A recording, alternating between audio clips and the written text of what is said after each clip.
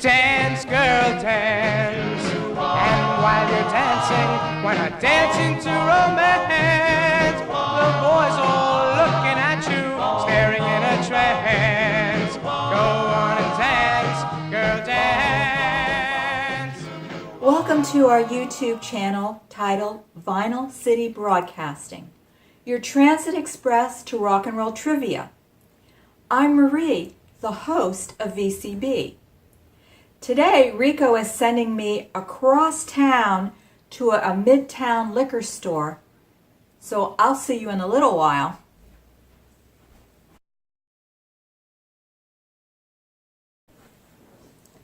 Rico, I mixed the drink to your specifications and likings, just like they did it back in the day when you worked on Madison Avenue. I took a picture of it in the kitchen and I sent it to you via Instagram. Now why don't you show the drink to our audience and let's see if they know what it is.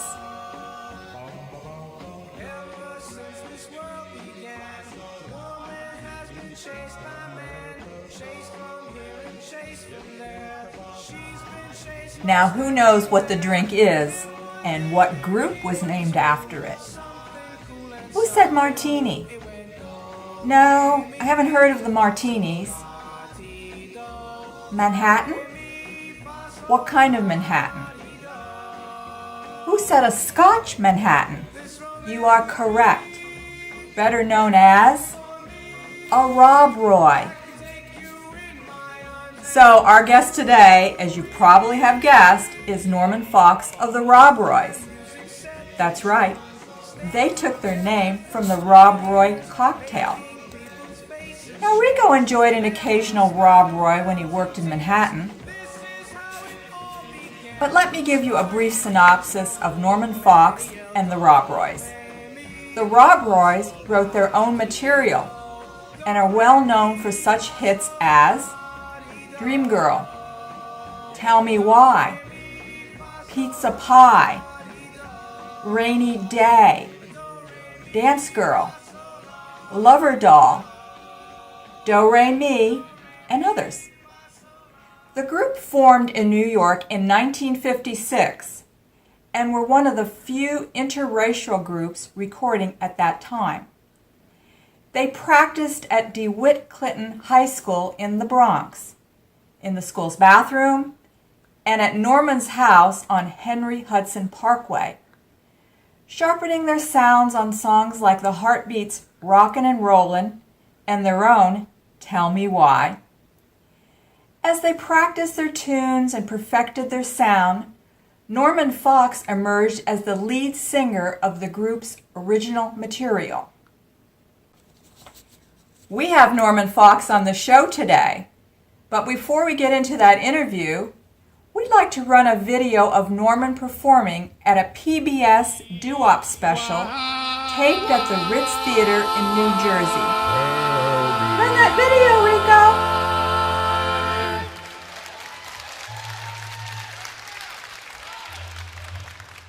Why high the stars in the sky, they're the same kind of stars I see in your eyes. I love you, yes I do. Oh, won't you tell me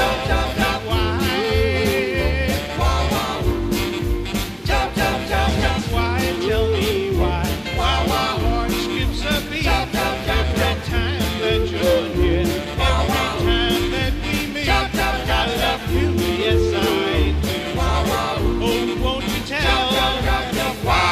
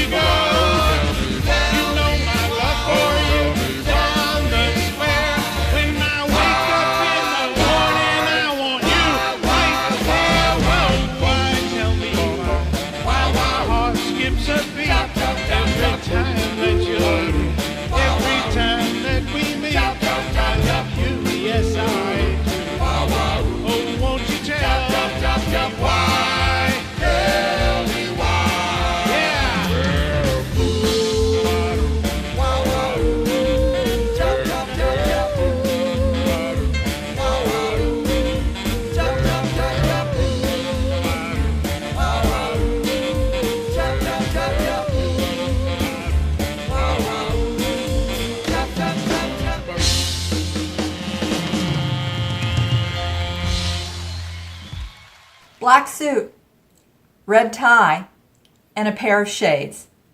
It was all good. Norman did quite a performance, and he sounded as good as he did when he first recorded this song. We're now going to run the interview that Norman and I did a few months back for Vinyl City Broadcasting. Run that interview, Rico! I'd like to start off by asking you, Norman, how did you start singing with the Rob Roys? Hi, this is Norman Fox, and this is the interview for the VCB group. And the first question is, how did you start singing with your group? Well, I've been asked this countless times, and it's like many of the old groups in that era started. We were in high school. Alan Freed was on the radio, and I was an avid listener to Alan Freed, and so were members of my friends. I went to DeWitt Clinton High School in the Bronx,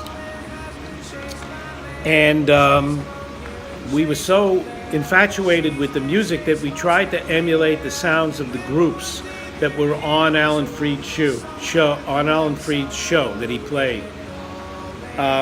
Vocal groups, group harmony, things like that. And so eventually what we did was we formed a group, or we tried to form a group. We had auditions, and we formed a group at school. We brought in members, we rejected members, until we got the harmony sounds that we wanted. And we used to sing in the bathroom because there was an echo there, and it made our voices sound better, and the harmonies sound better.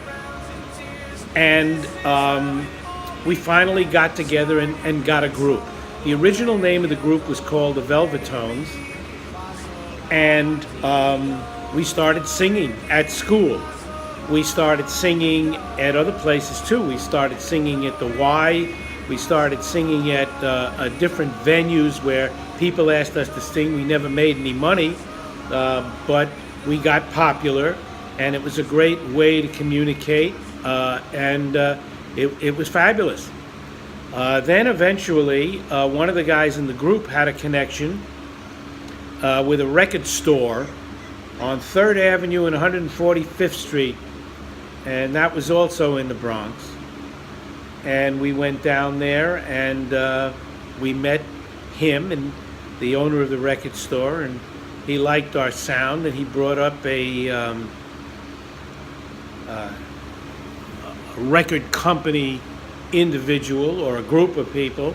They heard us, they liked us, and they signed us.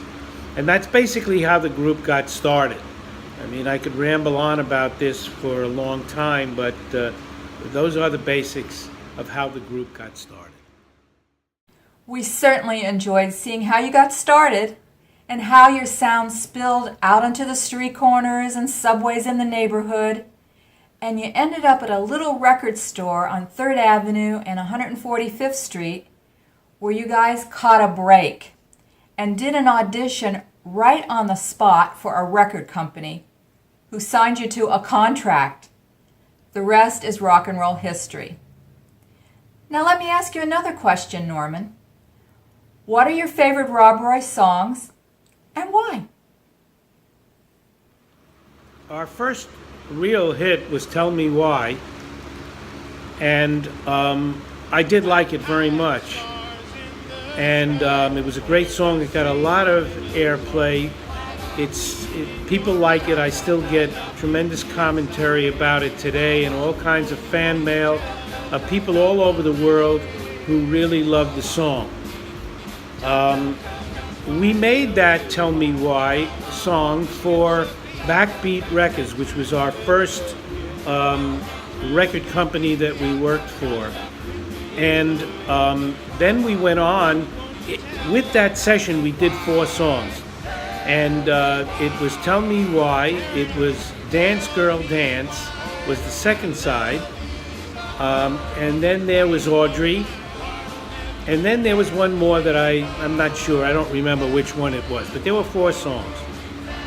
Tell Me Why is certainly a terrific song, but then I went on to write other songs, and my favorite of all the songs that I wrote was a song called Dream Girl.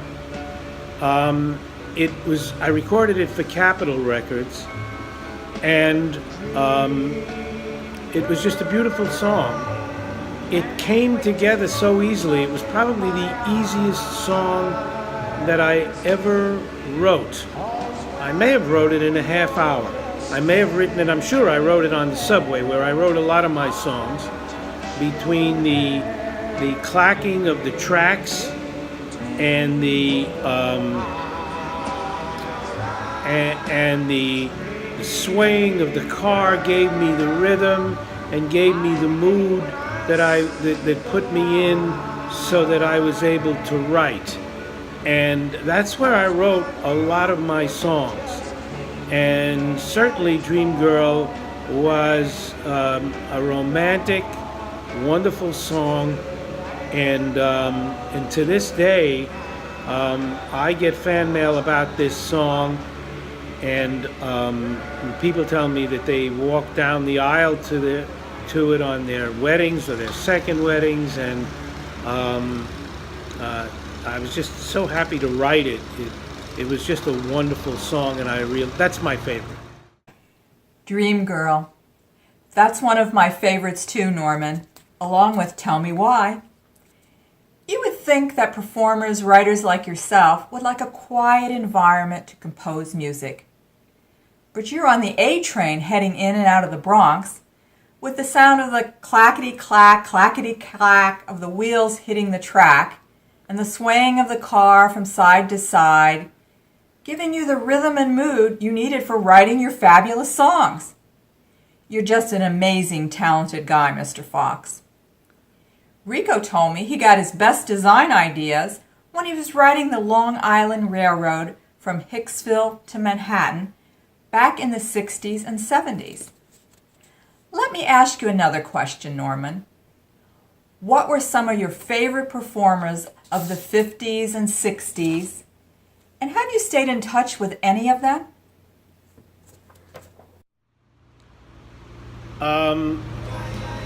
One of my very favorite performers was Chuck Berry. Unfortunately, we lost Chuck recently.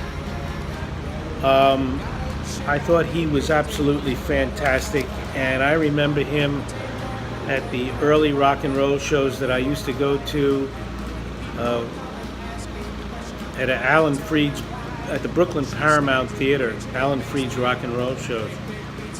And he just blew me away. He was off the charts.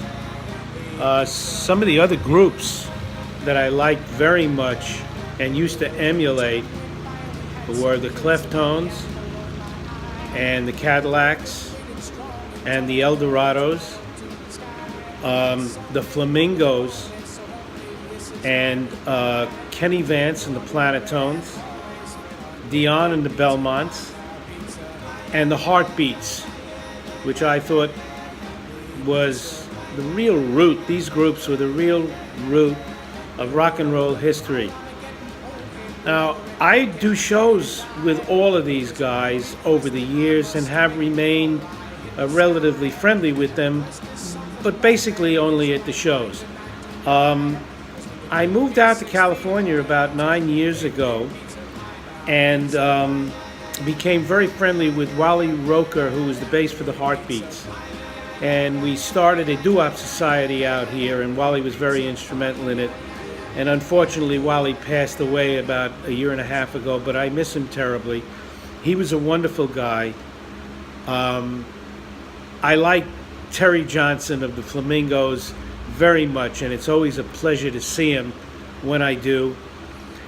It's always wonderful to watch Kenny Vance perform when I do the shows with him, and even as an audience participant when I go and see him, and he's a terrific guy and a true gentleman. I've also done a lot of work with the Dubs, I think they have a terrific sound, and their bass sometimes basses with me. And he also went to DeWitt Clinton.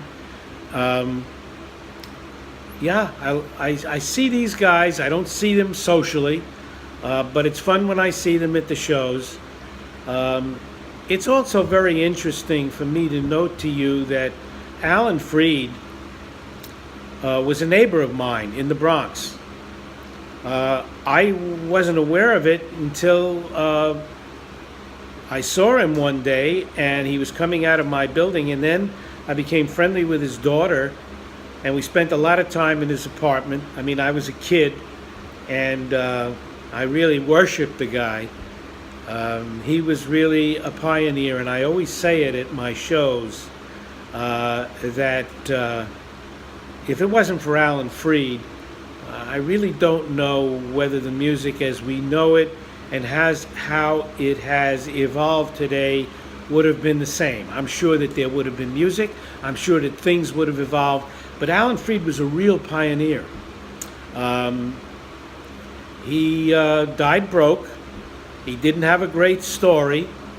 He was investigated by the federal government because he was too powerful, and they were afraid of rock and roll in those years.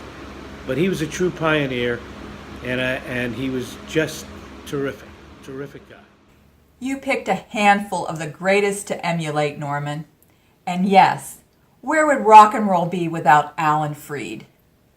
Having him as your neighbor had to be pretty cool, being a teenager and watching rock and roll really take root and unfold before your very eyes. Let me ask you one final question, Norman. Are you still performing, and are there any new projects that you're working on? Interested in hearing about. Well, yes, the answer is I am still performing, and I really do love it. I have, over the last few years, done many shows, and I've done them in different parts of the world. And it is this music has given me an opportunity to do shows in places that I never thought that I would perform. Like we did some shows in Europe, and I did some shows in Spain, and I really enjoyed it very much, where the audiences are not of the age of the audiences here in the States. These are much younger people. I did a show in Spain where I don't think that there was anybody in the theater that was over 40 years old. And they love the music in Europe. They love doo-wop rock and roll music. And it was just a thrill working for them. I have a project that's coming up that I'm doing in Las Vegas next year. I did it about a year and a half, 2 years ago. It's called Viva Las Vegas. And it's doo-wop, which is a part of rockabilly music. And it's a monstrous event that comprises maybe 5 or 6 of the big hotels there, many thousands of people, a large car show that's part of it, many different bands of different origins and types of music, and then there's a doo-wop night that they have, and it's just, they're a wonderful audience, and they really love doo-wop, and I love working for them. So I'm doing that in Vegas next year. We're heading, my wife and I are heading to Asia, where we're planning to do some shows in Hong Kong and in other cities that we're planning to visit there. Hasn't come to fruition yet, but we're working on the projects. So those are the things that I'm doing. They're excited. I don't work constantly. I don't want to. I'm enjoying my retirement. I'm enjoying my grandchildren. I'm enjoying just kicking back. But I do love to still sing and do and produce these shows. It's great. Sounds as though you're keeping yourself quite busy. Retirement, grandkids, and this music, of course, has given you the opportunity to perform all over the world. You told Rico that you recently did a show in Spain. Next year, your Las Vegas project sounds very exciting, and Asia to follow. Doesn't seem like you're slowing down. In closing, we, the VCB family, would like to thank you personally, Norman, for allowing us to do this interview with you. It was a real pleasure. We hope to see you at a doo-wop concert in the near future, Norman. I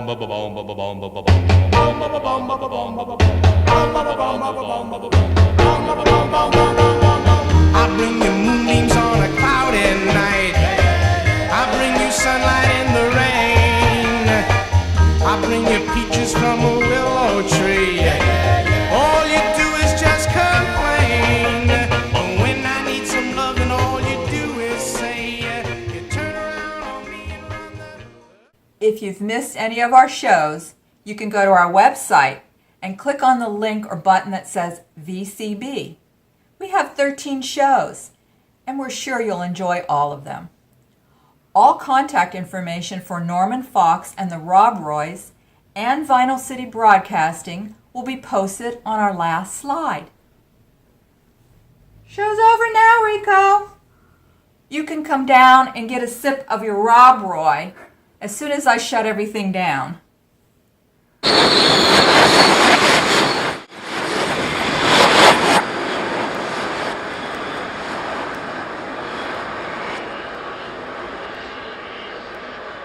I think I'm gonna write a doo-wop song on this trainer tonight.